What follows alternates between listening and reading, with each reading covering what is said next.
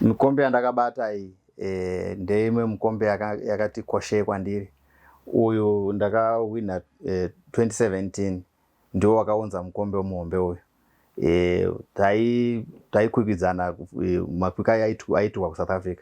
So this one ndio wakandipa passport kuti ndikwanise kuwana mukombe uyu. So ndo the biggest mukombe wandakawina muno muAfrica, especially kuSouthern Africa. Region 5. This one is also one of manikikiri we-race. Yeah, ndakamhanya kuBedbridge. Manass race. And also this one is an award ndakaiwina 2013.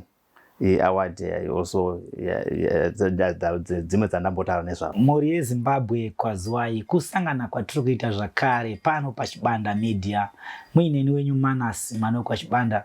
Aiwa muzuva ranhasi tashanyira mukoma wedu pano padanhi school handitika kuri kuMasasa avo vari kuda kutaura nemi. Mukoma wangu makadini? Ndinofara makadini? Aiwa tinozviziva mukoma kuti munomukurumbira usingaite, asi nekuda kwokuti pano paChibanda Media masvika kare kekutanga vatariri vangadawo kuziva here kuti zita renyu munonzi ani uye zvakare munoita nezvechii? Zita rangu ndoitwa Elford Moyo. Ndinoita wheelchair racing. Ndine masports akawanda ndinoita, asi andokoshesa wheelchair racing ndio andinoita isofa. Alright, tingadiwo zvakare kuzivawo nhoroondo yenyu zvishomanana kubva pamakazvarwa kusvika pamakatanga zvewheelchair racing. Ndakaberekerwa kuNkai Matebeleland North. Ndikaenda kuchikoro kwaRusape for grade 1 kusvika grade 7. Ndikazobvapo ndikabva ndazouya padanhiko pandakaita form 1 to form 4. Ndipo pandotoshanda zvakare. Makore api yaya? That was my 90s. 90s. Yes. Madezi ya ndobuka ndichoriwa pada chocho. Yeah. Handitika. Yes. So mukoma wangu munorarama seiwo? Mararamiro andoita ndezvokuti it's only chete izvozvi zvinhu hazvinonyatsomira zvakanaka, but tairarama nemaresi kazhinji kacho, tichimhanya tichiwina apo nepapo. Ndo mararamiro andaitonyanya kutoita zvakatonyanya. Kufungidzira kwenyu mimi mikombe yamakatora inonosvika mingani paresi? Andamboikaunda yakawanda. Mukombe yakawanda, because I still remember kuti kubva pandakatanga kumhanya ndakamhanya 1987. Ndichitanga kumhanya kusvika iko zvinezvi ndichiri kumhanya. Ndanisi kutarisira kuti ndichada kuti ndimboti give up, aiwa ndichida kuramba ndichindomhanya. Kwamusati mada kuretire? Asati ndakuratidha ndasosarwa nemakore mashomashomawo ekuti ndo retire for competition, but not participating. But for competition ndichakurumidza kuretire. But for participating ndichatoramba ndichingoparticipate apo nepapo.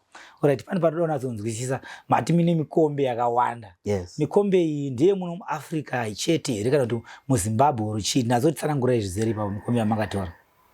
Yakanyanya ndiye muno muZimbabwe just mashoma ekunze kwenyika nemuno muAfrica. Yeah. Zvamutongoona muZimbabwe ndizvo ma-achievements angu andakaita medals nemamwe ari mumadziro avo akangowanda ngwanda handitombozivi kuti mangani, nemamwe ari mubedroom. Ndingotarisira kuti kana ndangoendawo kuJapan ndingangowinawo mari inokwanisa kungoti indibatsire muupenyu hwangu nemhuri yangu, semunhu ane vana nemukadzi.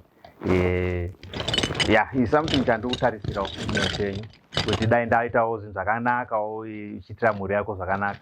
But yeah, it's unfortunate kuti hatikasviki ipapo tese. Kune vamwe vanogona kusvika, pane vamwe vanotadzawo kusvika.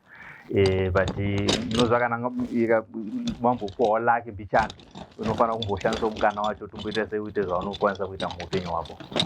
Ndotenda. Imimi maka-achieva chii kuburikidza nemikombe yese yamakawina muupenyu wenyu? Ndakaitwa sportsman of the year with a disability kakati one day.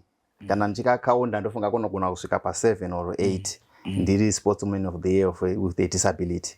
Yeah. Alright, ngatichiendei panhau tafambira muzuva ranhasi.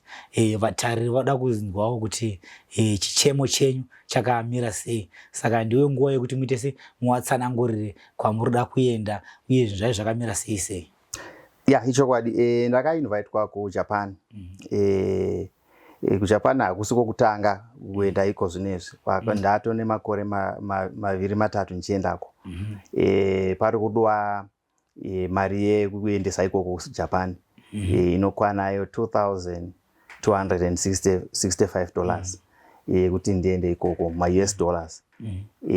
Ndiyo yanditonyanya kuchema nemaZimbabweans neutenga mataya e-wheelchair yandoda kuzonoshandisa ikoko kuJapan. Inoda mataya maybe manyuwani andofana kuti nditenge ndiende ndinawo. This mari yamataura 2000 something accommodation and food, is it included pa mari yoyo kana zvakamira sei? Accommodation vari kuprovide. Pane mazuva avo avakastate vanoprovide kusvika ipapo. Then uka-exceeda then unenge wakutozvibhadharira zvese accommodation zvese ikoko. But kana ukasvitsa madheza avo avakataura ivavo hapana macharges anopinda ipapo. Okay, so 2000 something ndege chete. Ndege yokuenda nekudzoka. Kuenda nekudzoka. Yes. Okay. Yes. So muri yeZimbabwe ndofunga murungozvinzwirawo, murungozvionawo kuti tina mukoma wari panapa vari kuda kuti vabatsirikanewo vaende kumakwikwi kuJapan ekunomhanya nema-wheelchair. Yeah, sure. Yes. Saka vari kukumbirawo rubatsiro kuti mukwanise kuvadoneterawo mari any amount yamunenge mangokwanisa. Hakuna mari inonzi ishoma. Yeah, sure. So vari kuda kukubatsirai vangakwanise kukubata ipapi? Vanokwanisa kundibata panhamba dzangu dzinoti 0772 318 118. Ndodzokorwa zvakare 0772 318 118. Ndofunga nhamba dzemukoma wedu idzo madzinzwa, munongokwanisawo kuita sei kuvabatsira zvamavabatsira nazvo. Hakuna mari inonzi ishoma nditika. Kune mamwe macompanies vanokwanisawo kubatsirawo zvakare or ma-individual any amount mukoma wedu waenda sei vanotambira. Nhamba ndo dzavo dziri kubuda pascreen apo. Anokuoneka ine mufaro ndiManass mwana wekwaChibanda. Parizvo ndochisare zvakanaka.